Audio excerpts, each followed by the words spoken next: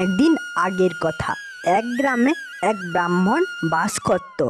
তার বাড়ির কাছে একটি নারকেল গাছে লালু নামে এক ভূত বাস করত। কি গো, এবারে জামাই ষষ্ঠীতে শ্বশুর বাড়ি যাবে কি না? তোমার শ্বশুর মানে আমার বাবা নেমন্তন্ন করেছেন তো। এই কেলো করেছি, শ্বশুর বাড়ি যাওয়া মানেই তো খরচের সীমা নেই। কি মনে মনে বিড়বিড় করছো? না না, কিছু বলিন তো। হ্যাঁ যাব তো, শ্বশুর বলে কথা, নেমন্তন্ন করেছে, না গেলে হয়? শ্বশুর তো না, সে এক অসুর। আবারও তুমি কিছু একটা বললে মনে হয়। মনের মধ্যে বিড়বিড় কেন করছো বলো না। বলছি যে এবারে শ্বশুর বাড়ি যাওয়ার সময় বড় একটা ইলিশ মাছ নিয়ে যাব। প্রতিবারে তো কাতলা মাছ নিয়ে যাই, আর দই মিষ্টি তো সাথে থাকবেই। ও মা, সত্যি নাকি? আর কি নিয়ে যাবে? তোমার যে বাপের বাড়ি, সেই 2 টুকরো মাংস আর একটা শুকনো মিষ্টি ছাড়া আর কি দেবে? তাতে আবার ফুটানি কম না। একদম বাজে কথা বলবে না বলছি আমার বাপের বাড়ির নামে।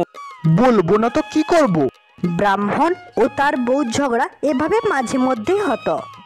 ব্রাহ্মণ রেগে বাড়ি থেকে বেরিয়ে আসি। কি হলো ব্যাপারটা? ব্রাহ্মণ মনে হয় আবারও বউর সাথে ঝগড়া করেছে। যাই তো ব্যাপারটা দেখি। কি ব্রাহ্মণ মশাই, আজ আবার কি হয়েছে তোমার? লালু মরে যাওয়ার পর সে একটি ভূতে পরিণত হয়, কিন্তু ভূত হওয়া সত্ত্বেও সে প্রতিটি মানুষের সবসময় সাহায্যই করত। আজ আর নতুন করে কি হবে? সেই রোজকারের ঝামেলা। এখন বউ বলছে জামাই ষষ্ঠীতে বড় ইলিশ মাছ নিয়ে যেতে, সাথে আবার দই রসগোল্লা নিয়ে যেতে। আর তার বাপের বাড়িতে সেই 2 টুকরো মাংস আর একটা শুকনো মিষ্টি ছাড়া আর কিছু খেতে দিল না আজ পর্যন্ত। জামাই ষষ্ঠী! জানো তো ব্রাহ্মণ মশাই, আমি যখন বেঁচে ছিলাম আমারও খুব ইচ্ছে ছিল বিয়ে হলে জামাই ষষ্ঠীতে শ্বশুর বাড়ি বড় কাতলা মাছ আর মিষ্টির ভাঁড় নিয়ে যাব এবং সেখানে গিয়ে পেট পুরে মাংস মিষ্টি খাবো। দিবা স্বপ্ন দেখে লাভ নেই লালু, শুধু তোমারই নিয়ে যাওয়া হবে। শ্বশুর বাড়িতে কিচ্ছু পাবে না। আমি 25টা বছর বিয়ে করেছি, আমি দেখতে পাচ্ছি। তখনই ভিতর থেকে শব্দ আসলো, কি গো, বাজারে গেলে? হ্যাঁ হ্যাঁ যাচ্ছি। এই বউর জ্বালাতে আর পাচ্ছি না, আমাকে কবে মরে যেতে হবে। আচ্ছা লালু, তোমার কত সুন্দর জীবন বলো, তোমাকে কেউ কিছু বলে না, আর কারো কথা শুনতেও নেই। হ্যাঁ সেটা ঠিক বলেছ। আচ্ছা ব্রাহ্মণ মশাই, আমাকে আপনার সাথে আপনার শ্বশুর বাড়ি নিয়ে যাবেন? তুমি যেতে চাও, কেন নিয়ে যাব না, নিশ্চয়ই নিয়ে যাব। তাহলে তোমাকে আর কোনো জিনিস আনার জন্য বাজারে যেতে হবে না, আমি সব জোগাড় করে দিচ্ছি। তারপর লালু তার জাদুর সাহায্যে একটি বড় ইলিশ মাছ এনে দিল।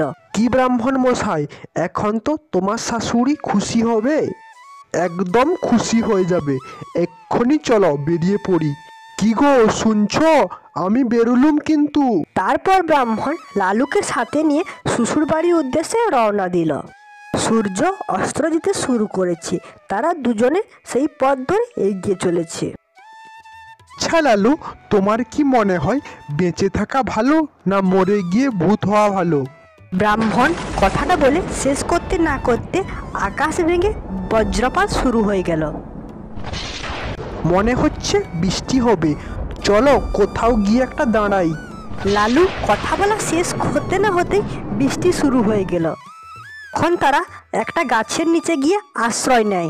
এদিকে রাতও বেশ বেড়ে গেছে। না লালু, আমরা গাছের নিচে দাঁড়াবো না। তখন লালু প্রশ্ন করলো, কেন? দাঁড়ালে কি হবে? আগে তুমি এখান থেকে চলে এসো, দিলে বলছি। তখন ব্রাহ্মণ ও লালু একটি চায়ের দোকানে আশ্রয় নেয়।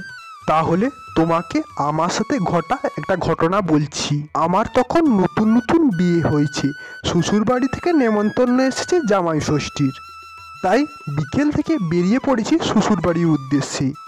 সেদিনও এমনই ঝড় বৃষ্টি হচ্ছিল, আমি একটা গাছের নিচে আশ্রয় নিলাম। তখন আকাশ ভাঙা বজ্রপাত চলছে।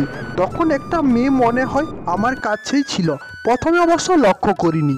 মেয়েটি আমাকে বলল, এখানে দাঁড়ানো ঠিক হবে না, চলো আমরা ওদিকে কোথাও গিয়ে একটা দাঁড়াই। তখন আমি মেয়েটিকে আর কোনো প্রশ্ন না করে মেয়েটির সাথে এগিয়ে গেলাম। তখনই হঠাৎ গাছটার নিচে একটা বজ্র পড়ল। আমি হতভম্ব হয়ে দাঁড়িয়ে আছি। যদি ওইখানে দাঁড়িয়ে থাকতাম আজ হয়তো আমি মরে ভূত হয়ে যেতাম। পিছন ফিরে তাকিয়ে দেখি সে মেয়েটি আর নেই। একদিকে ভয় পাচ্ছি আর একদিকে মনে হচ্ছে ওটা কে ছিল।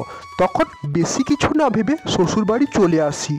সকালে আমার শাশুড়ি মা আমাকে জানালেন ওটা আসলে একটা ভূত। সেও এমনই একদিন জামাই ষষ্ঠীর রাতে আসতেছিল, ওই গাছটার নিচে আশ্রয় নেয়, আর তখনই তার উপর বজ্রপাত পড়ে এবং সেখানে সে মারা যায়। তখন থেকে যেই এই গাছের নিচে আশ্রয় নেয় তাকে বাঁচিয়ে নিত।